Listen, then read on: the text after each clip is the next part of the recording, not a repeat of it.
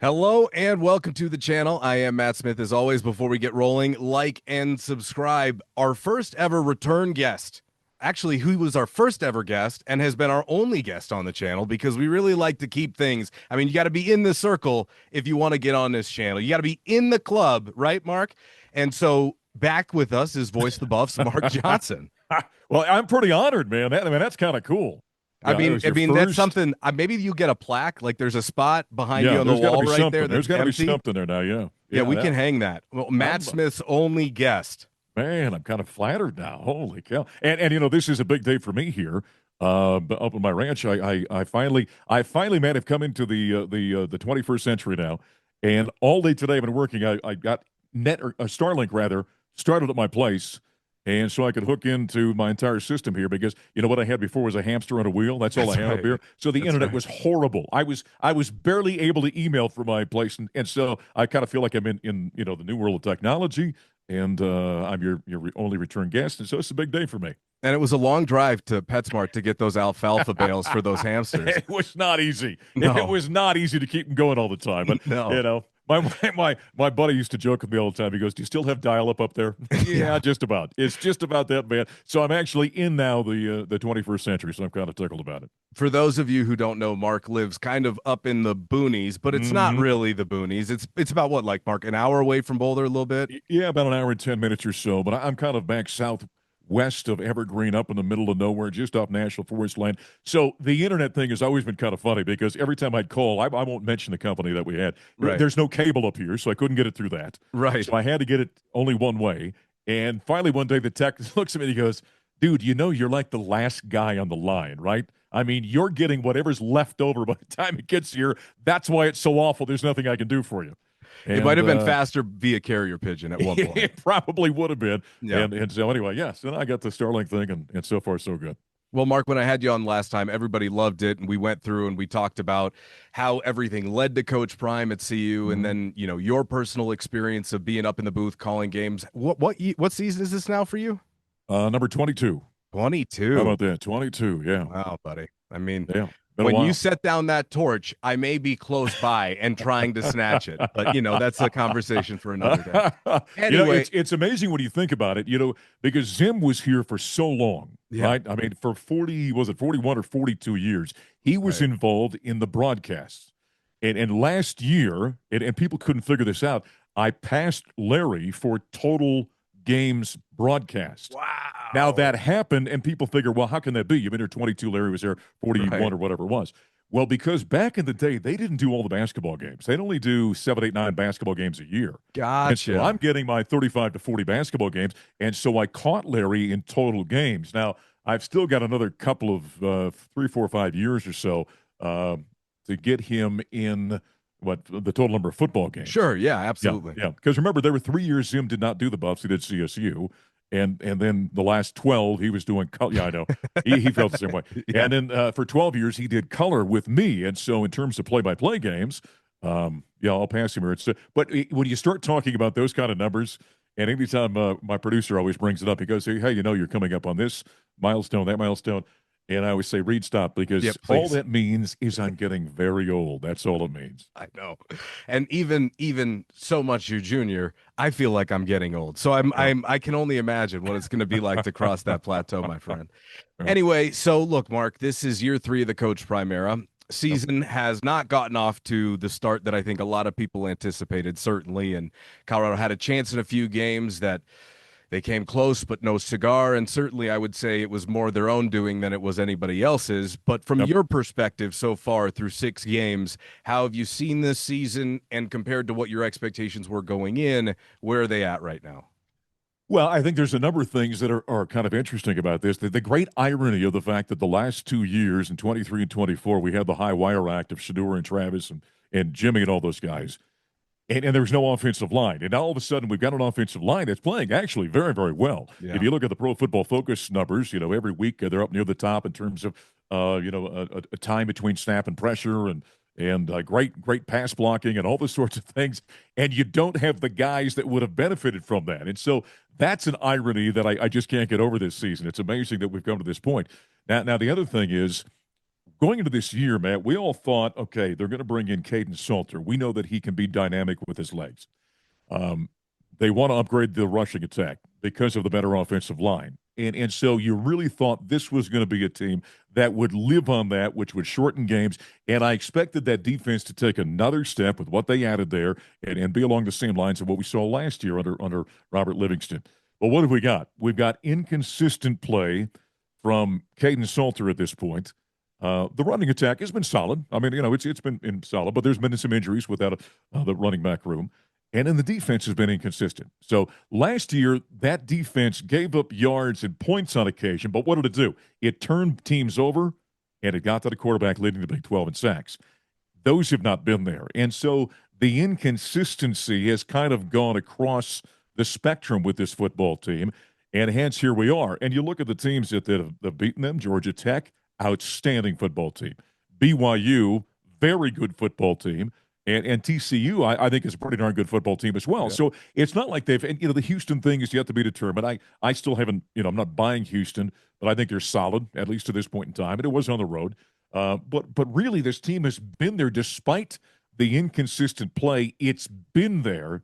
And with just a player or two here and there, we could be talking about a different story, but that's not the way this works. You're absolutely right. And I remember being down in Houston. I was on the field watching the game, standing next to their AD, who he also didn't think that there was much staying power. He's like, oh, man, right. Hopefully we get Oregon State and then we can fill this place up for Texas Tech. They were so giddy to just find a way to sell out their stadium, and they barely got Oregon State. They should have lost that game. So I'm right there with you. And yes, heading into the year, I felt much the same as you in that defensively, this was going to be a team that was going to be able to win games on that side of the football, or at least really give them a shot on a week-to-week basis, because at a certain point last year, I know all the attention was on Travis and Shedeur and Jimmy and LeJontay and Will, but they only allowed opponents on average 23 points per game. Right. If you can do that and you've got an offense like they had, you should be able to win most of your games, and they did last year. Yeah. But keeping it at that level, my one question is, okay, I do expect them to be able to win games defensively. I do think they might take a step back because you don't have the Heisman winner and you don't have Cam Silman Craig. And yes, we expected these guys to be talented, but I think there was a little bit of this process, at least from inside the program, where it was like, guys, you lost 14 major contributors. And that was you just mentioned something there. Yeah. And I don't think the average fan thinks about this. Last year, all year long, my partner Gary Barnett would rave about Cameron Silman Craig. He said, Mark, that dude is a football playing Jesse. He makes plays. He's always in the right position. The guys follow him. They listen to him, on and on and on. He says, I know people talk about Travis, and they should, right? And there's other guys out there. And so one day I just popped in when I was talking with Robert Livingston, and I brought up Cam, and he said, Mark, quite honestly, and he said, listen, I know that Travis is a generational talent, but he said, just in terms of what makes this work, he said, that guy's the most valuable player in the defense. And at the time, I kind of thought, well, okay, yeah. And now this year, you're seeing that. And not having that number 7. Now, the current number 7 is doing a pretty good job. But that number 7, Cameron Silman Craig, I don't think fans understand the difference that defense is because he's not there this season. That might be one of the biggest things that we're missing in this team. I completely agree. I think defensive communication all year has been very inconsistent. Leadership has been inconsistent. I mean, we've talked to a bunch of guys where they've just said, look, we're struggling for leadership. Halfway through the year, that should not be a conversation that we're having, right? But they look like it when they play. They look like they're a little disjointed and disoriented, and certainly defensively at times out of position. However, I do think they're starting to rebound defensively a little bit. I think the last 2 weeks they've played better on that side of the ball. But the fact of the matter remains, they got to score some points. And in the second half this year against Power 4 teams, they're only averaging 7.5 points per game. Unless you blow a team out in the first half, that's not going to get it done. No, absolutely not. And there's the consistency issue right there. When I watch Caden Salter play, there's a feel that players have, right? Yeah. Shedeur Sanders has a feel for the game. Make no mistake about it. Right. We've seen other guys, Cepho Lufau, other guys who have come through here. Joel, going all the way back to my first year in Joel Klatt. Guys have a feel for the game. Right. And when I watch Caden, he's such a unique talent out there. And you think to yourself, boy, he's got a package that's pretty nice. Now there's some stuff, some work they can do in that delivery, right? Comes out Sure. a little bit Yeah. sidearm, a little bit Yeah. low, and Yeah. there's some issues there and some follow through things. But overall, I don't know that I sense the feel that a lot of quality quarterbacks have. Now, can you overcome that? I don't know that you can overcome it by putting the responsibility of the offense solely on him, but you can work around that because of his skill set. And I think that's one thing they're going to have to kind of continue to do, and then try to then cut down on the mistakes which take points off the board. Or give points to the other team on the board on the defensive side, and so you got to be cleaner. I think moving forward the last half of the season. It really is a testament to Coach Prime and the standard that he's set here again, that fans are so upset and that people are so Right. upset, right? Because a couple of years ago, you'd have killed to be in a close game with BYU or TCU. So, like, there's always this balancing of perspectives for me, right? Because while we can sit here and say, okay, this is wrong, this is wrong, this is wrong, the level it's come since he's gotten here, it's night and day. Yes. But because of that, there are expectations. And part of him talking about feeling like he had a better team than he had last year all summer long, I think really kept those expectations there. And, I guess you could make an argument whether or not you felt like it was the right card to play or the wrong card to play. I personally been on the record saying you got to be careful doing that because you could Sure. paint yourself into a corner at the end of the year that you don't want to be in, because I'm not sure if you're going to have the pieces to get where you want to go. Now, that being said, they're even coming in below my standard right now, which is concerning to me because, Mark, there's 38 seniors on this team. There's Right. 38 guys in the Right. last year of eligibility. Most of gonna the have country. Yep. most of the country, and they're going to have Yep. to hit the portal, and they're going to have to Yeah. hit it hard, like probably in a way that they haven't before. Don't you think so? Well, they're going to have to, yeah, to replace those guys. So one thing we're witnessing here is being a victim of your own success. All right, because Right. Prime came in, it was such a tidal wave, made wonderful improvement in year one, made fantastic improvement in year two, with a player or two here or there. Could have been in the college football playoffs very easily last year. That could have been a 10 or 11 win team very easily. And so I understand Prime's view of this team in terms of thinking this might be a better overall team because of the talent level. I do think it's a deeper, broader football team than we had a year ago. Now, does it have the top end of Shedeur and Travis? No, that's not there. But overall, there's deep, shall we say, a talent depth, if you will, in Agreed. this team. The thing that you don't know, and the thing that's become hard in this new era of college athletics, okay, is what does that mean in terms of the chemistry? Where does the leadership come from? The last 2 years, you didn't think about it because number two was the unquestioned leader of this football team. Everybody knew it. On the defensive side, Shiloh certainly was. We talked about Cameron Stillman, Craig. Travis, just by his presence, was a leader on this team. And so you didn't even question where that was coming from. In this day and age, though, of bringing all these guys in, leadership just doesn't happen overnight Right. unless you're Peyton Manning coming to the Broncos. Great, you're the leader. We understand that. In college athletics, that's not the way this works. You get guys, they're somewhat unknown to each other. They come from different conferences. You don't see them. You don't know what their history is. Fine, they might be quality players, but they get here, and either it takes time then to build that and have that melding. And so the leadership aspect, if it's not coming from somebody that's already there, it's going to take time, if it ever is able to develop. And I think that's something we're kind of seeing with this team. And look, we're in the middle of the season. There's a half a season left to be played here at this stage. So we're not Yep. talking about they're packing it in. But I do think, based upon the way things have started, it probably gives them pause and makes them reconsider their approach this offseason based upon the way things have gone this year. Wouldn't you say so? Well, I think you can make that claim. I don't know if it's going to change anything in terms Okay. of how they approach things. One thing you see with this program under Deion Sanders is there's a very NFL atmosphere, Right. right? And he talks a lot about that, right? Guys coming in from the NFL, coaches from the NFL, how you handle things. And so I don't know if it's going to change significantly in that regard. Now, they might try to evaluate a little bit Right. closer. Is this guy a leadership type? Is there ways to do that? There was a coach, by the way. In fact, what's his name? I'm losing his name out. Missouri.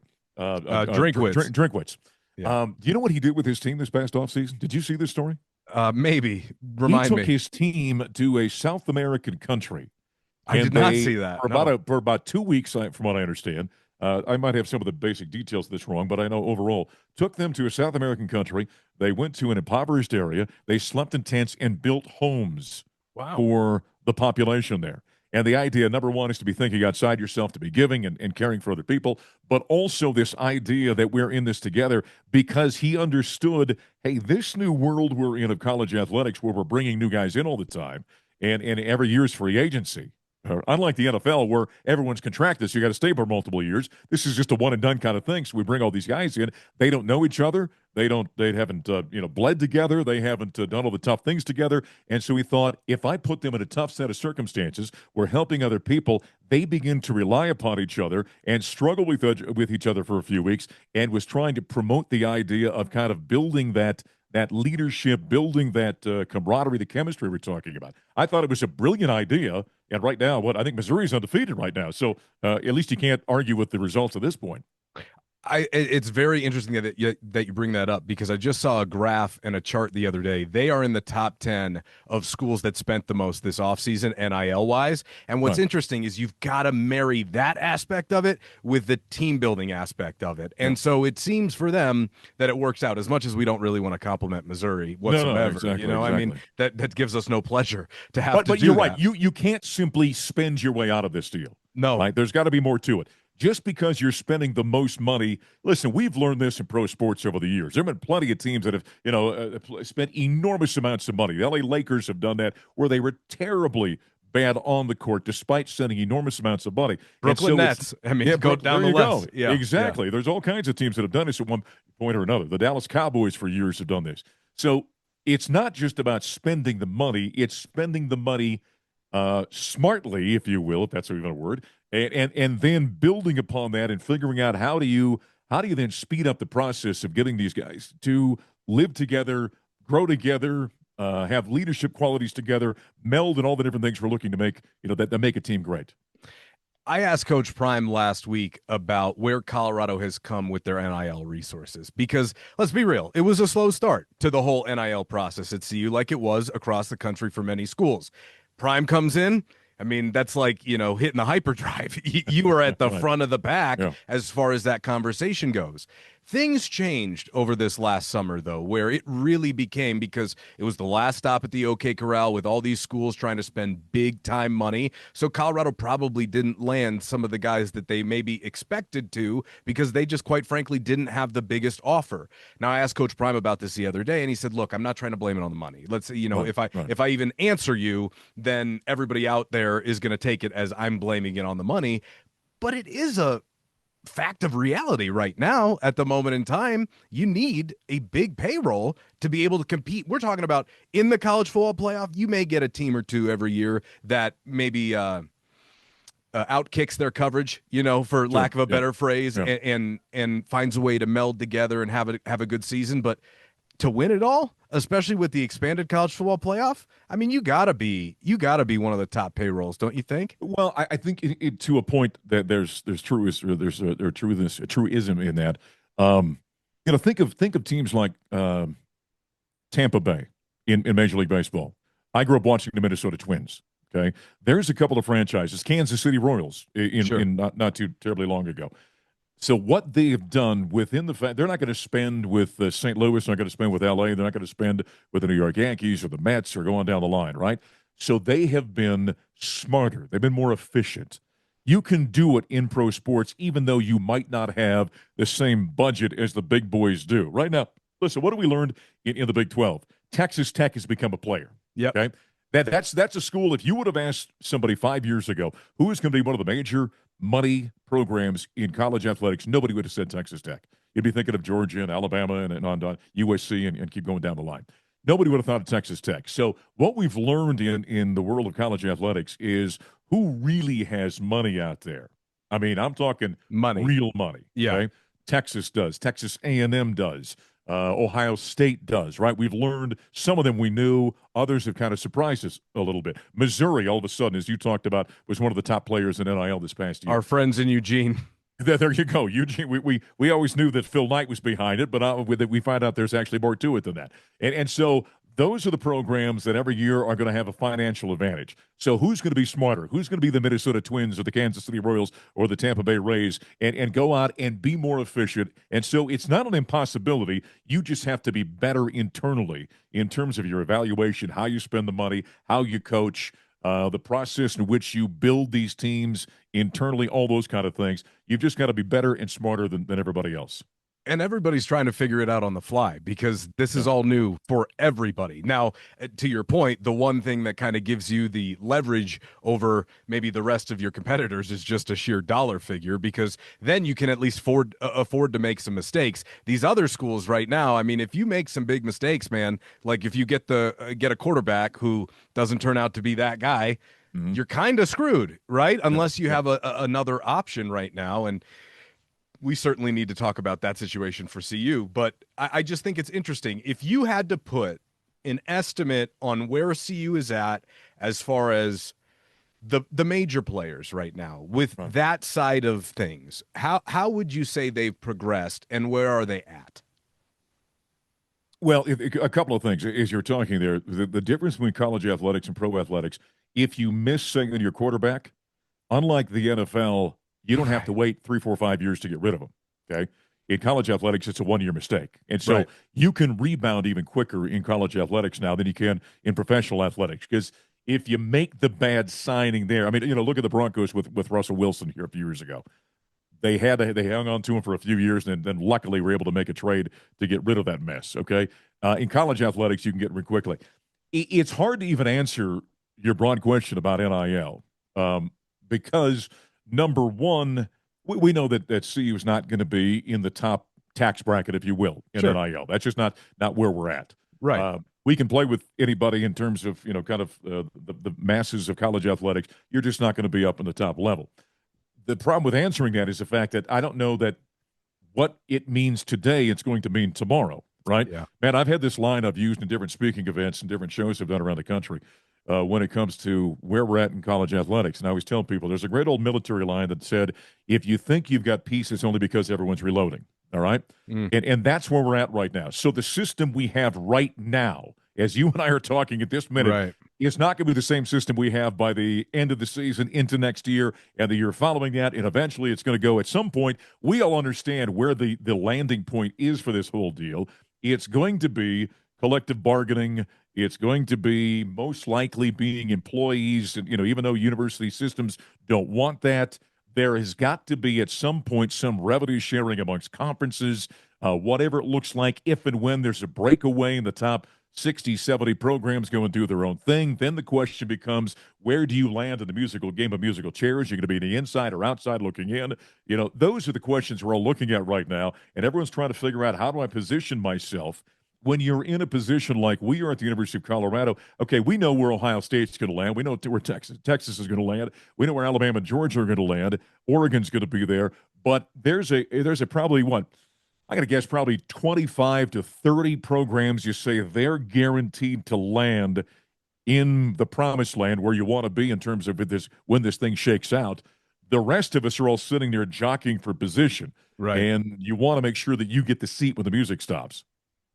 And where I think this is interesting, and to go off on, since we're on this topic right now, we'll swing back around to Colorado in just a second. But where I think this is interesting is, you're right. That is where, if these ADs and presidents and coaches truly want to level the playing field, that is the only destination that they can arrive at: collective bargaining Yeah, and some sort of players union.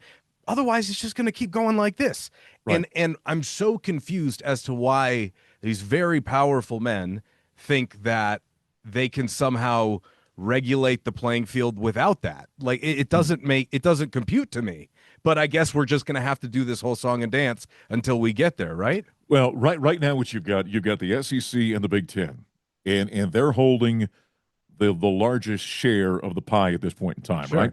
And they don't want to share with everybody else. They don't want to share with the Big 12 and the ACC and whatever else is out there, right? I mean, the Pac-12 is not the Pac-12 anymore. I mean, I got a kick out of it a few weeks ago. I was talking to the guys from Wyoming. They refer to everyone that's jumping to the Pac-12 as Pac stabbers. I thought that was a great line. So that's how they feel about I like CSU at this that. point in time. Yeah. So right now you've got the Big Ten and the SEC holding the cards.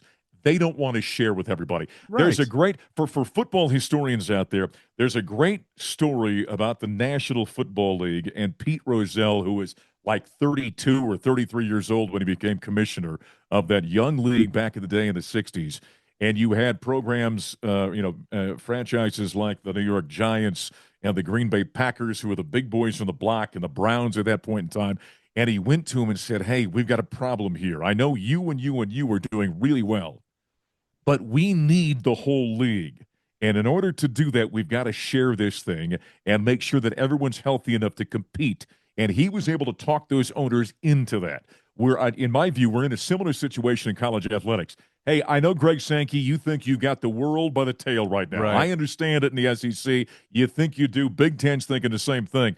But guess what, guys? If everyone else goes by the wayside, you kind of disappear very quickly as well. I've always said, Coke wants to put Pepsi out of business, but we need each other in sports leagues, right? The Yankees need the Kansas City Royals to play baseball. The big teams in the National Football League, the New England Patriots or the Dallas Cowboys, they need the bottom rung, the Arizona Cardinals, to compete out there. And so you need each other to be healthy. If we're not careful in this thing, what really bothers me, Matt, about this, if we're not careful about this thing, and they keep their heels in the ground, and this thing starts to fall apart, and great, you end up with your 30 teams, and that's what it is. Now you're NFL number 2 is all you are. You're just NFL number 2. Sure. Your NFL just not as good as they are. And the old line about, if I have steak, why am I going to eat a hamburger kind of thing? And then that begins to fall apart. And we eventually end up killing what makes college football unique compared to the NFL. There's a place for both of us in this sports world. But if we continue to homogenize this down and we whittle it down to all of it is a smaller NFL, well, then it loses its value. It loses its charm. And then college athletics kind of becomes something that nobody really wants. And eventually it goes the way of, I once said to somebody, you do understand at one point in time, horse racing and boxing were hands down the 2 biggest sports in America. Yeah. When you say to somebody, hey, college football could really hurt itself, they think you're crazy. That couldn't happen. Yeah, it could. Horse racing and boxing were bigger than anything. And so if you continue to mess with this and continue to kill the golden goose and your greed drives you beyond your view of what is good for college athletics, if you continue to mess with this thing, you're eventually, now it'll happen by the time I'm gone, but it'll eventually kill itself, and then you lose it. So you have to keep what made college athletics unique, why it's special, why fans are attracted to it. And I understand we're in this new world where there's going to be payment, there's going to be some level of professionalism. I understand that, but you've got to be very careful how you deal with this, because like I said, if it just becomes a lesser NFL, then there's nothing unique and attractive about it. Which is why I do not understand why the Big 12, the ACC, the Pac-12, the Mountain West, Conference USA, all these other conferences aren't really pushing the player empowerment angle and trying to push the players' union, because that will put pressure on the SEC and the Big 10 players, and then the ADs are going to have to respond to that. You got to get through them through the back door, because to your point, you're never going to have a straight-up conversation with Greg Sankey where he just all of a sudden agrees to give up his competitive disadvantage. You have to force their hand. And I think part of what you're talking about, where the pushback comes, is that in large part the institutions around the country do not want to have football players be employees, because that opens up an entirely new can of worms that nobody really wants to deal with. And so you're conflicted outside of those conferences with what you're talking about. There's a conflicted mindset about where do we go with this thing and how does it ultimately work. And I just think, to me, the horses are out of the barn, man. That's They're out what of the I'm barn. saying. You're not putting this thing back in. The toothpaste isn't going back in the tube at this point. So you better just try and get there before you damage the sport even more. Buddy, I couldn't agree with you more, which is why it's like, okay, yes, you have that scale of problems, but that's the only way to get this thing to where you want it to be. And so, okay, yeah, you're going to have to figure out insurance and everything that comes with, a student athlete being an employee. But Mark, they are anyway. They work more than people who have actual jobs. This is America, last I checked. I mean, it may be a little bit less recognizable than it may have used to be, but the point remains the same, is that it's a free market. And unless you find a way to operate within the law, they're just not all of a sudden going to change the laws behind this. It's just not going to work. And let me throw one more fly in the ointment here. there's also a contingent in the agent world that doesn't like this idea. Because Right. what's going to happen if you have collective bargaining, just like the National Football League and the NBA and Major League Baseball, there's going to be a salary cap and there's going to be a pay scale, right? It's And the only so, way to regulate it. It's right. the only And way. so, what are some of these guys thinking? Wait a minute. If I got the number one quarterback coming out of high school, I don't want you to tell me that there's a pay scale I've got to be concerned about. There can't be a salary cap in this thing because look at the guy that was the number one guy ahead of Juju at Underwood. Underwood. Underwood. Thank you. At Yeah. Michigan, what's he making? $6, $7, $8 million. I think it was 10. At 10, the number one player going to BYU, the basketball guy this year, they're Yeah, paying him AJ. seven. Yeah, they're paying him $7 million. And so there's also that contingent out there because, listen, there's a rule in life. There's a rule in life. You know it. I know it. Always follow the money. Right. That will answer every question you ever have. And so the reason that everyone's fighting this is either, no, I don't want to do that because I'm going to make less, or on the other side, it's, no, I don't want to do that because I'm going to have to pay more. And that's what the fight is about right now. But once again, if you continue with this, listen, this could have been addressed in 2004. I walk onto the campus of the University of Colorado, and you've got the issue going on at that point in time with Jeremy, right? Yep. Jeremy Bloom. He was fighting the NCAA about the front end of this whole thing. Can I make money endorsements because I'm an Olympic athlete? It's not because I'm a football player at CU. The NCAA dug its heels in. They could have addressed it then and started working on a way to navigate through this. They didn't. They kicked the can down the road, and it's more painful on the back end. Well, if we're not careful about this, we're going to keep kicking the can down the road, and it's going to be much more painful in 4, 5, 6, 7, 8 years whenever it finally comes to fruition. I love that you brought up Jeremy Bloom. And for those of you who don't know, he was a CU football player who was also an Olympic skier. This kid was unbelievably talented. And at a certain point, he either had to, now make sure I'm correct here, at a certain point, he either had to accept money from professional sponsorships and go ski, for Team USA, or he had to play college football as an amateur. There was no both. They wouldn't let him do both, which now is crazy because everybody could do what, Jeremy could get away with whatever now. It doesn't matter. But I love that you brought his name up because I've said this now since really NIL became commonplace. If there was one person that I would pick to be either the head of the players union or the commissioner of this whole new entity, it would be him. I think he would be the most qualified person, at least as the head of the players union. Like that is who you would want to do that. I don't know if he'd ever want to do that. I know he's the head of the X Games now, but can you think of a better person to do that? Well, he's a very smart businessman. He's been very Right. successful at what he's done. He's been involved in the middle of this thing, on the forefront of it since the beginning. And you're right. He was trying to do is being as a mogul skier at the time and one of the top guys in the world. He wanted to get some endorsement deals just to kind of continue his preparation for the upcoming Olympics. And the NCAA just, no, you can't do that. And the fight was going on. So Jeremy's got a very unique perspective on this. Now, there are some people out there, you can throw out the Nick Sabans of the world and guys like that know this sport. Nick's not a fan of where it's gone, but he understands. When I did a speaking event with him this summer, and he and I got talking about this, and he understands, okay, fine, he doesn't like it, but he understands what it is. And he's also got a great love for college athletics. Go back to what I was just talking about, that you've got to be careful that you don't ruin the golden goose here, right? And you really poison what college athletics is. And so there are people like that understand, even though they're old school and they might not have, the sexiness, if you will, from a resume standpoint of a Jeremy Bloom, they do understand what the game's all about and the best road moving forward because they fully are cognizant of the fact you're not going backwards in this thing. You can only go forward. Do you find it ironic at all, or do you find any hypocrisy in guys like Nick Saban who had a competitive advantage for so long and were doing so much of that stuff that just wasn't on the record, trying to stop the progress here? He was doing all this stuff, Mark. Well, it's the old joke about the SEC. Right? Right. We all knew that. I mean, come on, man. Right. I mean, everyone, there was no secret in college athletics. Anybody involved in college athletics was fully aware of what was going on, under the table, behind the curtain, on certain leagues around the country. Some were worse than others. And so this has always been going on. There's a great story.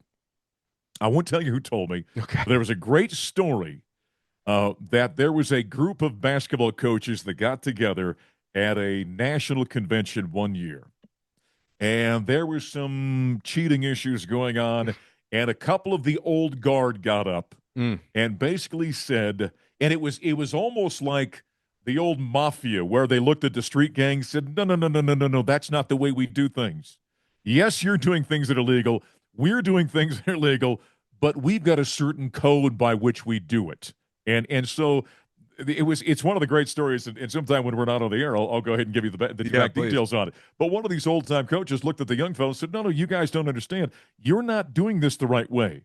We've got a way in which we go about this. There's a gentleman's agreement. We do these kinds of things, and what you guys right now are not doing it the way that we're doing it, and so you got to stop. And so we've all known in college athletics this stuff was going on. It's been going on forever. It's been going on back into the 30s and 40s, for goodness sakes. There were certain programs that have got reputations. Jerry Tarkanian made a living and gained a reputation of being a guy that was walking on the ragged edge all the time. We knew about that, right? I mean, everyone was aware of it. Yeah. And that's why he fought with the NCAA all those years. That's why I roll my eyes a little bit when I hear guys like Saban, kind of go in and on what it is now. I'm like, okay, Nick, like I get it. Your rule was don't talk about Fight Club, but you were still in Fight Club. Like we all know that. So it seems a little disingenuous at sometimes for me, but it does, yeah. But the passion for the college sports and the sport itself is clearly still there, which is why I have been consistent for the last few years in saying whenever a new committee comes together, Coach Prime should be involved in having a major voice in it, because who better to blend old and new school? This is not me blowing smoke. This is me being genuine. He's an old school cat who understands what these young kids want and what this whole game's about. He would be a perfect person to have a major voice for setting up the future of college sports, in my opinion. Well, Matt, the thing about Prime is this: when people speak about him being old school, they talk about his values and how he approaches things, what he expects from his players. He's got a very traditional view of minding your P's and Q's and yes sir and no ma'am and all these kind of things, how you conduct yourself. That's very old school and traditional in terms of his view. Now, in regards to how he has approached the game of college football, it's very new wave. I mean, he was on the forefront of this thing in terms of bringing an NFL type of atmosphere, an NFL view, the transfer portal, how he navigated that, how he appeals to young players out there. So he's been on the forefront, the cutting edge of all of this. And everyone else, the social media aspect of college athletics, he's been on the forefront. So you're right. He's got a real unique perspective in terms of, yes, there's a certain way we do things in the execution of the program, but in terms of how we build it, how we market it, how we move this thing forward, the marketing aspect, the promotional aspect, all those things is very forward thinking. And so, yeah, he's such a unique cat. It's interesting being around him and watching how he views things. And we'll do the show together, and there's sometimes during a commercial break, he'll just out of the blue, just all of a sudden go, you know what do you think, or this, or I was thinking about that, and I'll look at him like, who thinks of that stuff?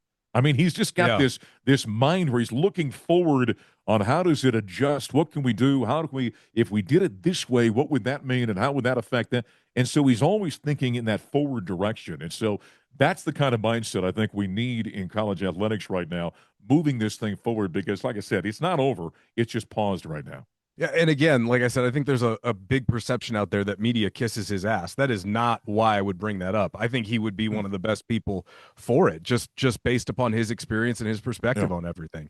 I do want to ask you about that coach's show, and let's transition back to CU here. This is the third year of you doing that with Coach Prime.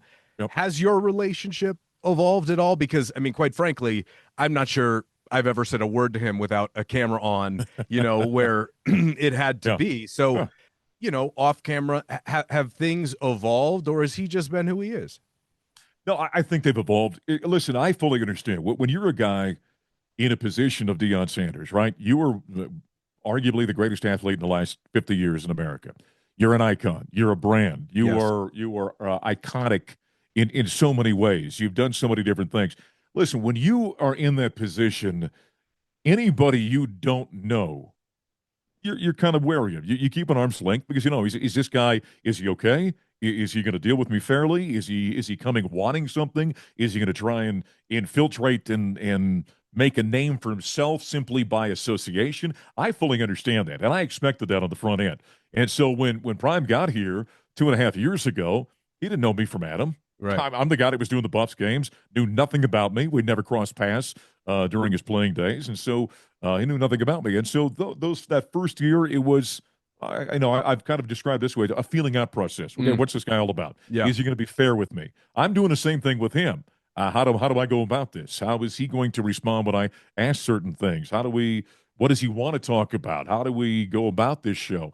And the first year we did it in public. The last 2 years we've done it at the Champion Center, and so there's been a warming, if you will, in terms of the off mic moments. Hmm. In between, he and I'll talk about all sorts of things. Like, hey, what's going on with Shedeur? How's that going?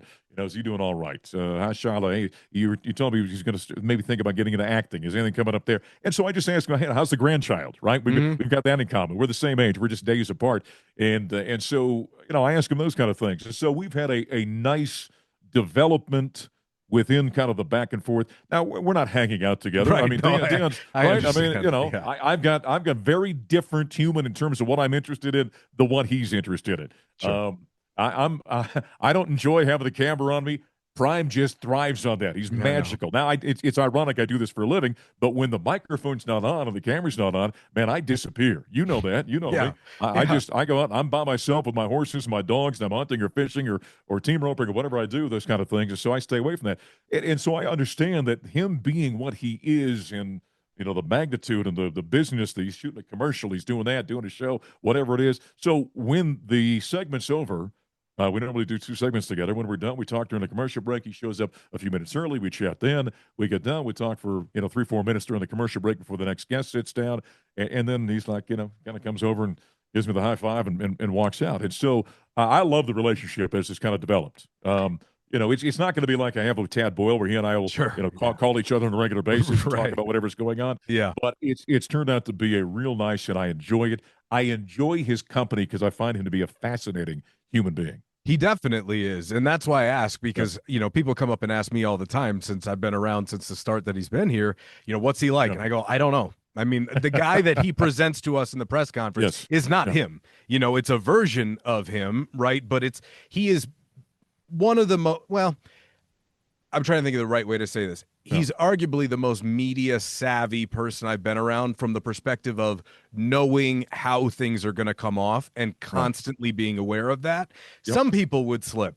Maybe he did at first, but once I think he realized the scope of everything, because he was a superstar, he was larger than life. Mm-hmm. But it was in the 90s. It wasn't constantly, in the early 2000s. You weren't constantly being inundated. It was whenever he was on TV, whenever you heard a radio ad, or when they wrote about him in the newspaper. That was it. Now, with what they created over the last 2 years, I mean, in 2023, in September, they carried all of sports. It became something different entirely. So Crazy. I would be a fool to sit up there and think that that was the real man who was actually talking. Now, I think he's very honest, but I find it interesting because, again, you've had a chance to develop more of a one-on-one relationship, which I can tell by watching the coaches show, as I do every week, and you do a fantastic job, that there is more of a comfort factor there. And I was curious if you felt it too, because I can see him have his guard down a little bit more with you, whereas you and I could ask him the same question, but he would react to it differently, if that makes sense. Yeah. And I think that's natural. Yeah. Listen, he's a genuine guy. You know, the one thing that I have learned about him, when you see him up there, he does wear his heart on his sleeve, right? Yeah. I mean, he's as honest as anybody I've ever been around. Yeah. I mean, listen, to start the season, Matt, you were there that day. Yeah. The guy walked out and bared his soul about dealing with bladder cancer and incontinence. I told him a few weeks later, I said, you're the only human being I've ever seen that could hold a press conference, talk to the entire world about incontinence and make it sound cool. I said it was the darndest thing I've ever seen. And so he has got this ability to be forthright and authentic in that regard and still have that prime factor that he has. And so even when the camera's not on in between doing those commercial breaks, the honesty is still there. It really is something to behold. A lot of people, as you talked about, will be guarded and they're careful how they wade out into certain things. And the one thing I've learned about him, man, that cat is as you said, media savvy and understands the entire system of the process and how it works. I mean, how often does he just said it on Tuesday, I think at his press conference. People asked him a few questions. He goes, "Oh, you guys are good today. I see what Mhm. you're doing, right? You're trying to get me to say something." He reads the room very, very well. And that's a rare quality to have somebody that's that attuned to what's going on around him and how things are ultimately going to unfold and be presented. And he sees that very clearly. Yeah, it's definitely unique. Mike McIntyre didn't Mhm. spend 20 years in the media seat, you know? Yeah, it's a little bringing bit the different. bringing the photo of the buffalo up there. I did that Head didn't. first into the storm, Mark. Who could forget? Hey, speaking of Coach Prime, look, I mean, he just had another procedure, another Yep. surgery, and he was back at practice today, thank God, God willing. Yep. And I bet. what a warrior. What an absolute warrior. One question I've received from fans a ton this year is, do you think him not being around the facility this summer had an impact at all on this season? And I always go, I don't know. I mean, maybe from just an oversight perspective, but the head coach can't be working with guys in the summer Right. like that. Do Right. you think it Right. had an impact? I don't know. That's such a tough relative question to answer. And I'd say I don't know that it from the execution standpoint, if you could really pin that on anything. Right, right. Now, I will say this. He's such a dynamic human being. He has an effect on atmosphere for whatever that's worth. His presence. Yes, Right. yeah, yeah. And so how do you quantify that? I don't know. But the fact that he wasn't there, I'll tell you just from my perspective. And again, things get pretty quiet for me during the summer months. I don't do baseball anymore, so it gets awful quiet for me. Thank God. Yeah, no kidding. I just Yeah.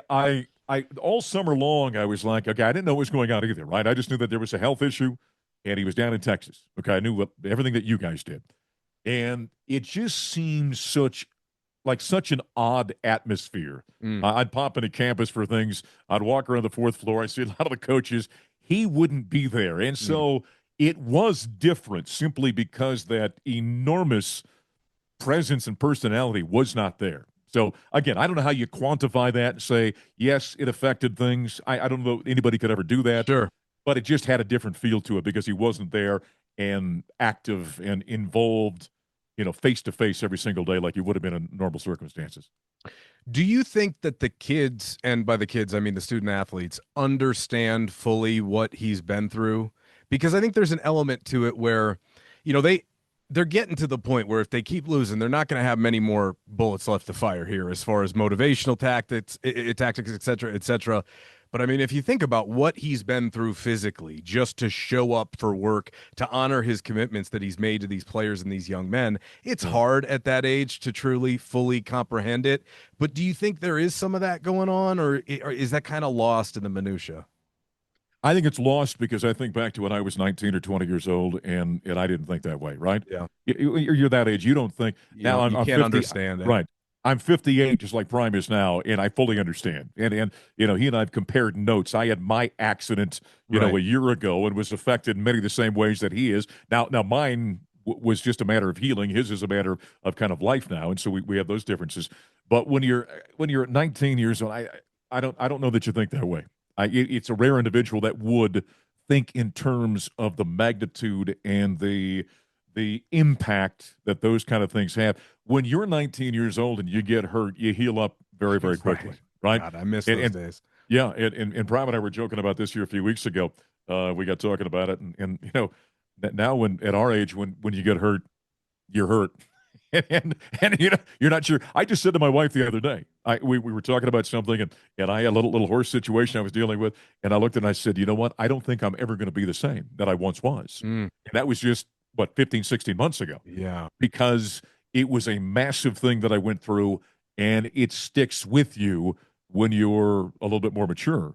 Prime's gone through something that anytime you hear the C word, we all know that, Hmm. you hear the C word and you're right, you tighten up inside like, holy cow, what does Right. this mean? What's it going Right. to be?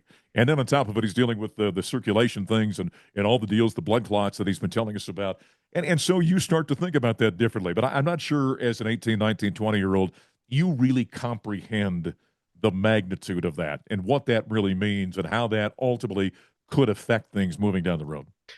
And it's a good point you bring up, especially when you're a group of guys who, like we said, you got majorly built through the transfer portal and you don't have in some cases, a long bond with somebody. So it doesn't impact you to the Sure. degree that it may have if you were with a coach for 4 years and you had that type of relationship. Not that he doesn't have a good relationship with these guys. It's just different, right? I mean, time Well, but builds a different level. Alejandro Mata probably has a different perspective on this, Yes. right? Because he came with them. He's been Right. around them for 3, 4 years now, right? Right. Jeremiah Brown, or somebody else that was there for in the long haul. Sure. They probably look at this a little bit different than the guy that when you work with somebody and you've been working with them for 6 months and you hear they got sick, you're like, that's too bad. I feel bad Yeah. for them. Yeah. But it Yeah. doesn't affect you. Now, if it's somebody you've known for 10 years, Yeah. you got a relationship with them, now that hits you a little bit different because you've been there a long time, and there's depth to what goes on between the two of you. Just like when you cracked the old pelvis, I was like, oh, my buddy's not going to be able to get up on the saddle and get roping and do the things that he likes to do. He's going to sit there and just Oh, deal with it. I Yeah, wasn't no, sure I was going to be able to do anything I know, but at look at that you point. now, man. You're doing great, Yeah, huh? but yeah, I'm doing fine. I love to hear that. Although if you're going to beat me in a 40, now's your chance because I'm not sure I'm ever going to run a If you're going 42 to hour. get me now. You better get me now. I'm not Any- sure that speed's ever coming back. No, no. Okay, so let's transition back to the football field here, Yep. right? You got 6 games left in the regular season now. You finished Yep. the first half. I viewed the BYU, TCU, Iowa State, Utah stretch as the gauntlet of Yep. this regular season. All very good teams, ending with probably the toughest test given that it's going to be on the road. And I think a lot of Prime fans don't really get that because Utah was different in year one when CU went out there and Ryan Staub almost beat them. At that stage, it was largely third and fourth stringers, right? And at the end of the year, and they had a bit of a down year anyway because of Cam Rising getting hurt. They're back. Utah's back to what they were. And and so all I've heard from fans is enough of Salter. Go to Juju. Go to Juju. And I say to all these people, I go, you trust Coach Prime, right? Well, do you think Coach Prime would put out Juju right now, as frustrated as he is, considering everything that's going on and the level of displeasure that he's shown publicly, if he felt like Juju were ready? Of course he would. Of course he would put him out there. But clearly, as he said yesterday, he'll be coming around the mountain when he comes. Feels like he's not there yet. So I think come hell or high water, quite frankly, it's Caden Salter's show for a bare minimum of the next 2 weeks. Well, I tend to agree with that. People want to point to Underwood at Michigan and go, "Well, he's playing, Right. he's starting." There's an old line that coaches have always used: "All apples ripen at different rates," right? And just because one 18-year-old, and keep in mind, we're talking about a very young 18-year-old. He's just only been 18 for 2, 3 weeks now, Right. And so you got to remember that about him. If Prime thought that was the way to go, Prime's about winning. That's the way it would go. Period. And so there are certain things. What you don't want to do is to throw somebody out there and let him get his tail kicked. And then, next year he comes back and he's seeing ghosts and wondering about who's coming from this direction or that direction. And so that's more of that. We see it in sports all the time. When things aren't going well, let's go to the backup guy. Always. Right. That's what we always want to do. We just want to make a change for change's sake. Instead of making a change based upon the evidence that we think is going to be best for the team. So at this point, if you trust Prime, which I do, and fans should at this point in time, you have to think he's making the right decision that he sees internally. Keep in mind, nobody is seeing practice, all right? Nobody's in there. I go in there, I get a chance to see it. I know what's going on. I'll be very careful about what I say about what I see in the field. But you don't know what's happening there. Prime said that in the show a couple of weeks ago. Y'all don't know what's going on behind the scenes, he said, right? And I said, you're absolutely correct. And so they're not going to make change for change's sake. Right. What would it do this year? What would it do this year? I don't know. Matt, you look at this schedule coming up here, and you talked about this middle part being gauntlet. This league's really interesting to me right now. It's pretty darn even. I'm not sure if there's a really, really bad team in this league. I don't think there is. I don't know that there's a great team like a national championship caliber team, but I think there's a bunch of teams that are pretty darn good. Texas Tech, I think, is very, very good. Gary keeps telling me he thinks Cincinnati's as good as anybody in the league. All right. Wow. I think Arizona State is very, very good. I think Utah's very, very good right now. And so I think it's going to be a real interesting year. There's not a game left on the schedule. I don't think Buffs have got a chance to win that. There's also not a game in the schedule I look at and go, well, they could lose that game. Hmm. I think that's the way this season is going to be. We are going to in this league. I think we're going to beat each other up all season long. I agree with you. There's a lot of similarly talented teams, and Mm-hmm. I think we saw Yep. that play out the last couple of weeks. That's why it comes down to execution, Yep. scheming, and coaching, right? And being ready for the moment. And look, in many ways, Colorado started really well. In fact, I'd probably go out there to say the last 2 weeks consecutively against quality opponents were the best starts of the Prime era in general, defensively Outstanding. Yeah. and offensively. And then Yeah. you can start to feel that time coming at the end of the first half. And I did, certainly. I don't know about you guys up in the booth, but at TCU, when it was 14-7, I went at the 2-minute warning, I went, oh God, Yeah. somehow it's going to be tied heading into half. And sure enough, But right? think about how narrow thin it is with this team and the teams they're playing. I don't understand. First down and goal to go from the 2-yard line with 8 seconds left. All right. Yeah. Even if you come away with a field goal there, it's got a different feel to it. Yeah. That's how delicate these games are right now, and how you have to be picture perfect playing it and play out. You can't make those kind of major mistakes, and that would have turned things in my view in that game. You would have had a very different feel. You're up at least by a field goal. You come back out. You got the ball to start the third quarter, and then you got a different story that unfolds. But that's why this team has got to be. You really have to mind your P's and Q's and make sure you don't make those kind of game-altering mistakes. And that's one thing they've got to work with Caden on. And on the defensive side, make sure you're getting your fits, you're in the right gaps, all the different things where they made mistakes in that regard as well. And I think I called it the gauntlet because when you look at those Yeah. four programs, BYU, TCU, Iowa State, and Utah, they're really not emblematic of programs that beat themselves, right? I mean, Yeah. they're pretty, they're well coached across the board. I got tons of respect for all four of those coaches, and Colorado's trying to figure out who they are, and those are four programs who know who they are. So that's where I think just naturally you're kind of at a disadvantage. And so, just in effort of full transparency, I had them going 0-4 a couple of weeks ago, based upon the way Iowa State played Cincinnati last week and how much their defense struggled. I may pick Colorado this weekend. As crazy as that sounds to some people, I really might. I think they have a very good chance to win this weekend. It all just depends upon the mental fortitude, the leadership to keep it together, because it's about as frustrated as I've seen things under Coach Prime, because at the end of year one, it was like, all right, we're getting our butts kicked, but we know what we don't have. It's really more about 2024 anyway. You can sense that frustration among everybody right now, can't you? Well, I think so. And the thing I've been saying is because of the way in which they've lost, don't be henny penny in this thing. This guy's not falling. Right. Because they've been there. And listen, I've called a lot of games during the course of my 21 previous seasons that were over quickly, and I knew right away there's no chance in this game. Right. I haven't had that feeling with this team all season long, right? No. This team is out competing. They're good enough up front. I think last week we saw improvement on the defensive front against TCU. I thought they did a pretty good job there. Yes, they've got to fix some things on the back end of this defense. There's a couple of areas they need to tighten up back there, obviously. You need your quarterback to play a bit more consistently. But I'm not hitting the panic button here. This team has been in these games all season long, and so it's not a from 4, 5, 6 years ago where you're like, oh goodness, here we go again. I mean, I can't tell you how many times over the years, whether it was with Zim or with Gary, the game starts, we go 3 and out, kick it away, they go down and score, we go to a commercial break, and I look at my partner and go, well, what are we talking about for the next 3 hours because this one's over, right? That I knew. You could feel it all the time. That's not the way this is. This is a good football team.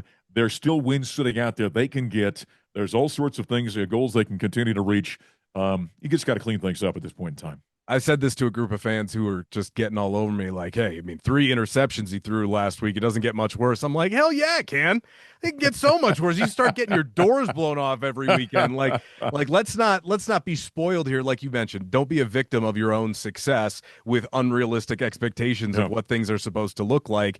We all knew that when you remove Shedeur and Travis from the equation, things were just going to look different. Didn't mean that they still couldn't find ways to win. But Mark, that's arguably the best thrower of the football in school history and probably the best player in school history in Trav. So it's not surprising in many ways, although I do expect them to find a way to clean some things up because, look, I think there's a world where they don't win too many more the rest of the way, but I also think there's a world where they can find a way to clean some things up to get enough to find their way back to a bowl game, but time's running out. Well, without question. I mean, hey, Baylor started 2-4 last year and finished 8-4. Right. All right, Right. it's possible in this league. Yeah. I don't think there's anybody that's a buzzsaw that you go, there's not a chance we could beat that team. There's no national title contender, like I said, I don't think in this league right now. And so you've got your opportunities. You've got to be more efficient. I mean, it's pretty simple. This isn't, what's the old line? This isn't rocket surgery or brain science. Is that Rocket right? science. Other way around. But yeah. Oh, yeah. I did that on purpose. Oh, yeah. good. Oh, I get it now. Yeah, Okay. yeah. I haven't heard it put that way. And so this is not tough to figure out. Think about this for a second. Years ago when I was at Syracuse, Paul Pasqualoni is one of the great just football coaches, right? I mean, that dude is as grounded and deep in the foot. You talk to any football coach in America, you bring up Paul Pasqualoni's name, and they're like, "Oh, that dude was nuts! How just committed and detail oriented he was." Paul one day took me through. He had figured this out and kept track of it over the years. When you turn the ball over once in a game, your chance of winning drops 7%. When you do it twice, it drops 21%. When you turn the ball over 4 times, your chance of winning a football game, according to Paul's numbers back, they dropped to like 8% or something. I mean, you virtually have no chance to win a game when you turn the ball over 4 times. Colorado turned the ball over 4 times and had a chance to win that football game the other night. Think about that for a second. I mean, it's incredible. And they did the same thing earlier in the season. BYU had some turnovers, and you make these mistakes, and they're still in the game. That tells me, okay, you've got talent. You've got a foundation you can win with, but you don't have that margin for mistakes on this football team. You have to cut down on those. You have to take care of the football. You can't give up the explosion plays on the defensive side like they've done. Those are fixable issues, and they've got enough talent to do it. They've got a good coaching staff. I think they're going to clean this thing up. I think they're going to win some games down the stretch. Now, are they going to do what BYU or what Baylor did a year ago? I'm not going to go out on that limb. But I do think there's still some very good football coming up. And I'm with you on this game this weekend. I'm not going to be shocked at all if Colorado beats Iowa State on Saturday. I agree. They looked very vulnerable last week. I'm sure they'll be upset, but I think Colorado's got some advantages. So are the Buffs. 100%. 100%. Yeah. Absolutely. Well, buddy, look, I really appreciate you joining me. I've taken up too much of your time as it is, but I know everybody out there is going to love this, and we'll have to do it again at some point before the year's over. I have got a goal in life, and that is to be the only 3-time guest on Matt Smith's podcast. And maybe by the 3rd time, you'll have that plaque hanging behind you. Maybe we'll have to find that way to work it out. Anyway, that'll be awesome. Appreciate it. Thanks, everybody out there, for tuning in. Like and subscribe. Go follow Mark on X at MJ Buff's Voice. Correct. Right? That's I it. said that right? Yep, that's what right. time do you guys go on the air on Saturday? Saturday on the network or on the app or on Sirius XM. We're on at and thank goodness it's not a midnight game again. 11:30 a.m. out of Duane Field. We'll be out there for the first hour or so, and then we'll kick it off at 1 o'clock on the network. Isn't that nice? An afternoon kickoff at Folsom? It's dreamy. Fantastic. It is the best thing ever. Absolutely. All right, buddy. Well, I'll talk to you soon, all right? All right. Look forward to it. See you.